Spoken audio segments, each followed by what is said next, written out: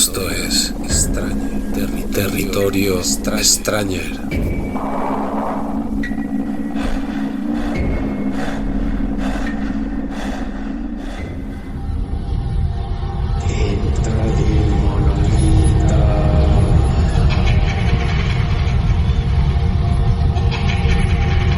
Bienvenidos, amigos, a Territorio Extrañer.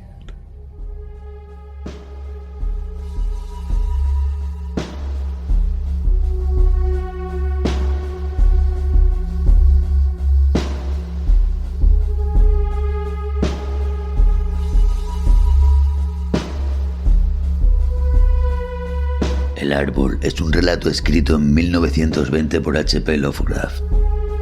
No es una de sus obras más conocidas, tampoco una de sus favoritas.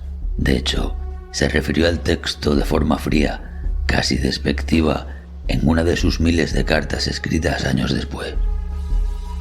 Ambientado en la Grecia clásica, el árbol transcurre entre lo histórico, lo mitológico y lo fantástico, alejado del horror cósmico, en un estilo más cercano al de Arthur Machen.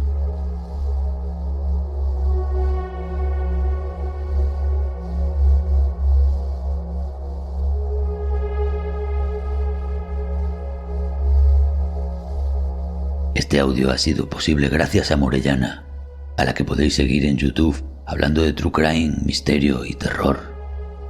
También dirige el podcast La Crónica Oscura.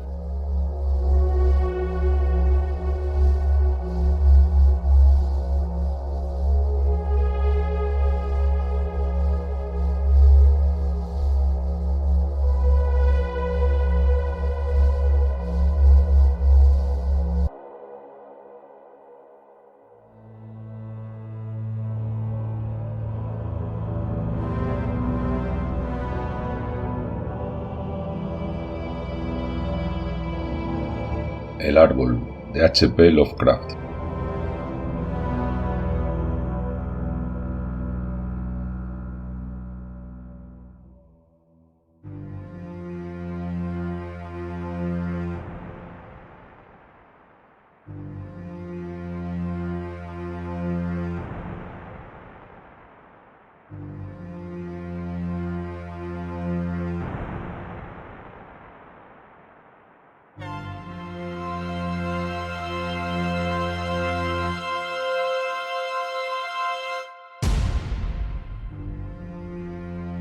En Arcadia, sobre la verde ladera del monte Ménalo, un campo de olivos se alza entre las ruinas de una villa.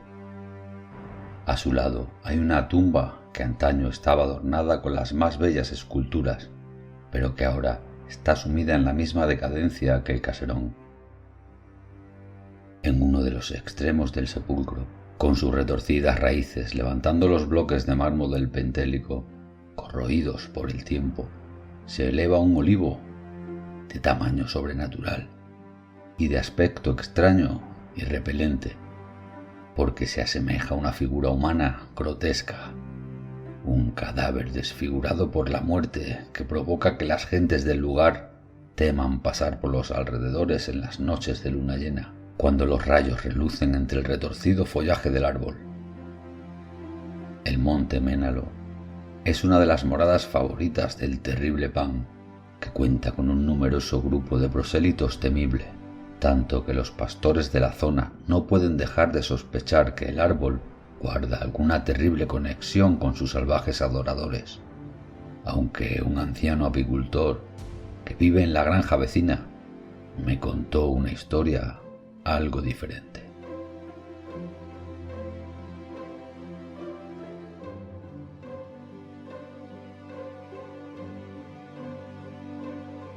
Hace muchos años, cuando la casa de la ladera era nueva y reluciente, habitaban entre sus muros los escultores Kalos y Musides. La belleza de sus obras era admirada desde Lidia hasta Neápolis, y nadie se atrevía a afirmar que la destreza de uno era superior a la del otro. El Hermes de Kalos se alzaba sobre un santuario de mármol en Corintio, y las Palas de Muside coronaban una columna en Atenas junto al Partenón. Todo el mundo rendía tributo a Kalos y Musides, y llamaba la atención que ninguna sombra de envidia artística nublara la amistad fraternal que los unía. Pero, aunque Kalos y Musides convivían en perfecta armonía, su naturaleza era muy dispar. Mientras que a Musides le gustaba la parranda nocturna y gozaba de los placeres urbanos en Tegea, Kalos prefería quedarse en casa, escondido de la vista de sus esclavos a la fresca sombra de sus olivos. Allí reflexionaba sobre las visiones que acudían a su mente y concebía las hermosas figuras que después inmortalizaba sobre el vivo mármol. Las gentes ociosas, por supuesto, murmuraban que Kalos hablaba con el espíritu del olivar y que sus esculturas no eran más que la representación de los faunos y dríadas con los que tenía trato, ya que nunca usaba modelos vivos para esculpir sus obras. Tan famosos eran Kalos y Musides que no resultó extraño que el tirano de Siracusa les mandara un heraldo para preguntarles acerca de lo que podría costarle la estatua en honor a Tiqué que planteaba erigir en su ciudad. La escultura habría de ser de tamaño y factura colosal, ya que esperaba que fuese una maravilla del mundo y meta para navegantes. Aquel elegido para esculpir la figura sería alabado sin límites, y Kalos y Musides fueron invitados a competir por semejante honor. Como su fraterna amistad era de sobra conocida, el astuto tirano supuso que, en lugar de ponerse trabas artísticas, se prestarían consejo y ayuda, por lo que la colaboración de ambos produciría 2 obras de belleza nunca vista, y que la más hermosa de ellas incluso ensombrecería los sueños de los poetas. Los escultores aceptaron el encargo del tirano con entusiasmo, y en los días que siguieron, sus esclavos escucharon su incesante repicar de los cinceles. Ni Kalos ni Musides escondieron sus obras, aunque solo se las mostraban entre ellos. A excepción de sus ojos, ninguna otra mirada pudo contemplar las 2 figuras divinas que iban tomando forma a base del experto golpeteo sobre la vasta piedra que las contenía aprisionadas desde la creación del mundo. Por la noche, como siempre, Musides se marchaba de fiesta a las tabernas de Tegea y Kalos merodeaba en solitario por el olivar. Pero pasó el tiempo y los hombres empezaron a notar una falta de alegría en el antaño chispeante Musides. Comentaban entre ellos que resultaba extraño que la tristeza se hubiera alojado en alguien que tantas posibilidades tenía de alcanzar la más alta gloria artística. Pasaron muchos meses, y aunque a Musides se le agrió el gesto, no se podía esperar la grave situación que iba a presentar. Un día Musides habló por fin de la enfermedad de Kalos, algo que explicó la tristeza que lo embargaba, ya que por todos era conocido el hondo y sagrado afecto que unía a los escultores. Muchos se acercaron a visitar a Kalos y pudieron comprobar la palidez que en verdad cubría su rostro, pero también se percataron de un aura de serenidad feliz a su alrededor que imprimía a su mirada más magia que a la de Musides, quien se mostraba alterado y nervioso y despedía a los esclavos para ocuparse personalmente de los cuidados y alimentación de su amigo. Ocultas tras unas pesadas cortinas esperaban las esculturas inacabadas de Tiqué, de las que ahora apenas se ocupaban el enfermo y su fiel amigo. A medida que Kalos se ponía inexplicablemente más y más débil, a pesar de los cuidados de los desconcertados médicos y de su inseparable amigo, deseaba ser llevado más a menudo al olivar que tanto amaba. Allí pedía que lo dejaran solo, como si quisiera hablar con entes invisibles. Musides accedía a sus peticiones, aunque sus ojos se llenaban visiblemente de lágrimas, solo de pensar que Kalos estaba más pendiente de faunos y dríadas que de sí mismo. Así, el fin se acercó, y Kalos empezó a divagar sobre historias que están más allá de esta vida. Musides, llorando, le prometió un sepulcro más hermoso que la tumba de Mausolo, pero Kalos le ordenó que no hablara más de glorias del mármol.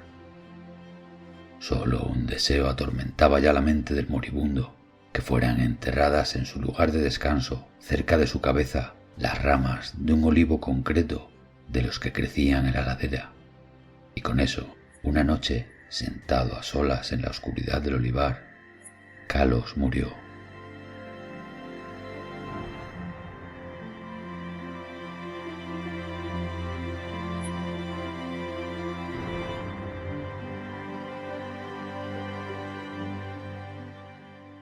El sepulcro de mármol que el afligido Musides esculpió para su amado amigo fue de una belleza indescriptible.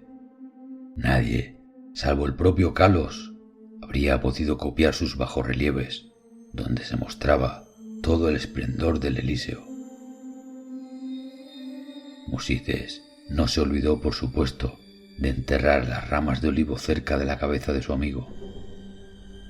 Cuando el dolor del primer instante dio paso a la resignación, Musides continuó trabajando con denuedo en la escultura de Tiqué. Toda la gloria sería ahora suya, ya que el tirano de Siracusa solo quería su escultura o la de Kalos. El trabajo duro le ayudó a dar rienda suelta a sus emociones. Cada día que pasaba esculpía con mayor tesón, sin entregarse como antaño a las diversiones nocturnas. En su lugar pasaba las noches junto a la tumba de su amigo, en la que un joven olivo había brotado cerca de la cabeza del yaciente. El árbol crecía de una forma tan sorprendentemente rápida y extraña que cuando lo veían prorrumpían en exclamaciones de asombro, y Musides parecía al mismo tiempo sentir fascinación y rechazo.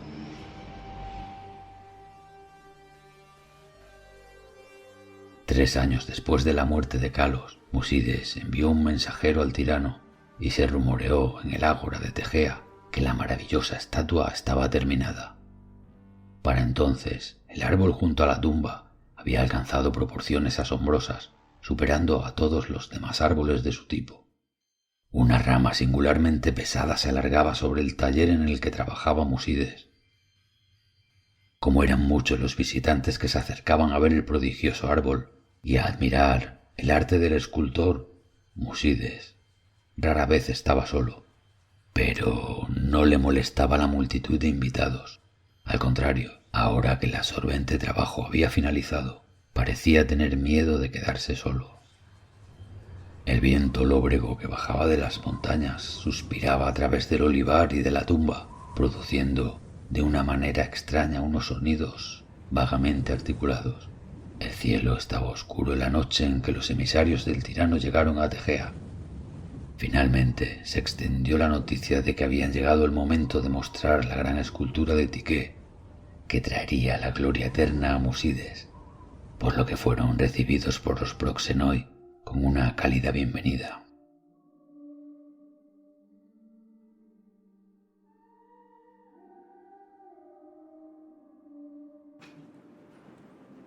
Entrada la noche, una violenta tormenta de vientos se desató sobre la cresta del Ménalo, tanto que los hombres de la lejana Siracusa se alegraron de haber descansado a resguardo en la ciudad. Hablaron del ilustre tirano y del esplendor de su capital, y estaban exultantes con la gloriosa estatua que Musides había esculpido para él. Y luego los hombres de Tegea le hablaron, a su vez, de la bondad de Musides y del gran dolor por la muerte de su amigo, y cómo ni siquiera los laureles del arte podían dirimir la ausencia de Kalos, que tal vez los podría haber ganado en su lugar. También le relataron la historia del árbol que crecía junto a la tumba, pegado a la cabeza de Kalos.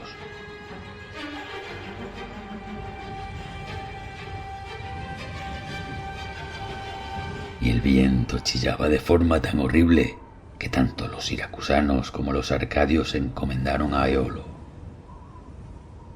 Con las primeras luces de la mañana, los proxenoi guiaron a los emisarios del tirano ladera arriba, hasta la casa del escultor, donde el viento nocturno había producido extraños prodigios.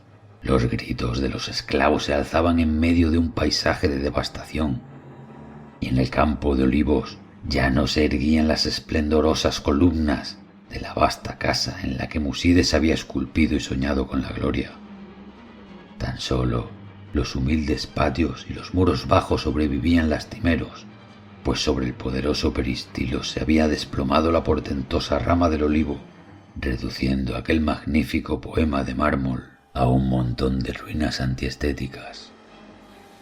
Forasteros y tejeos se quedaron horrorizados y fijaron su mirada en el deforme y siniestro árbol, cuya silueta parecía ahora sorprendentemente humana y cuyas raíces se hundían de forma insólita en el esculpido sepulcro de Kalos. Y el espanto general se vio incrementado cuando buscaron por el deshecho recinto algún resto del bondadoso Musides y de la estatua de Tiké, y no hallaron nada.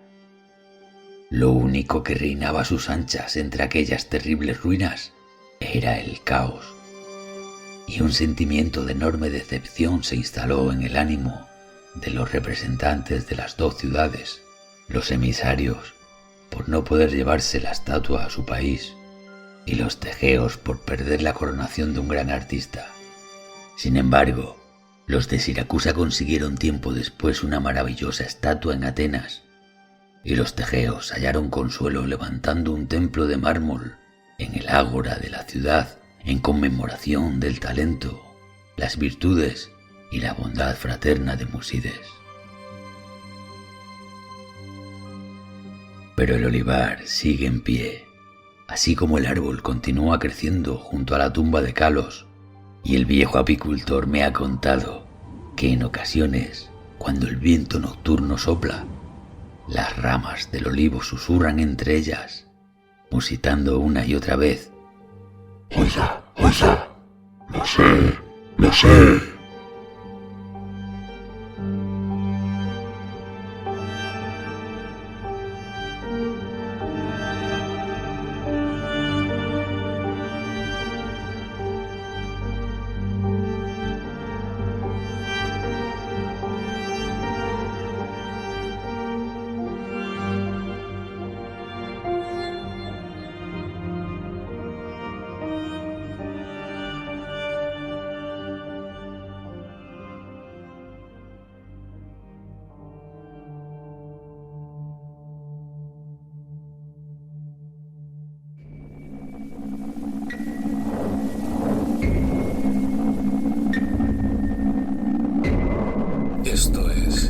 Esto es extraño, territorio extrañer.